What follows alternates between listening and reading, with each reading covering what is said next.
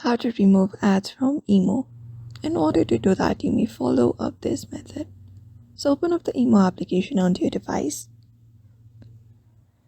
And then once you open up IMO, what you can do is tap on your profile from this interface at the top left corner. Once you go ahead and tap on it, from the given options, you may select the option called Settings.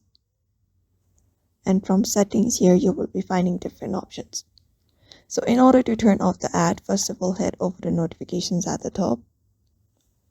And under Notification Settings, you may scroll down and we have this Trending Topics option on. Go ahead and turn it off. Similarly, we have Voice Glove. You may turn it off that as well. Tap on it.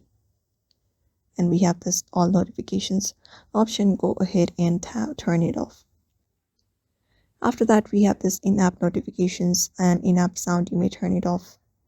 Turn off these as well so that you won't be getting any kind of ads regarding the application. Similarly, right below the notification, we have the option called Functions. Tap on it. And then after tapping on it, we have the Show Voice Club option. Go ahead and turn it off again.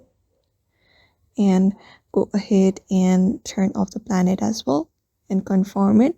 And once that is done, that should basically minimize your ads onto your IMO application.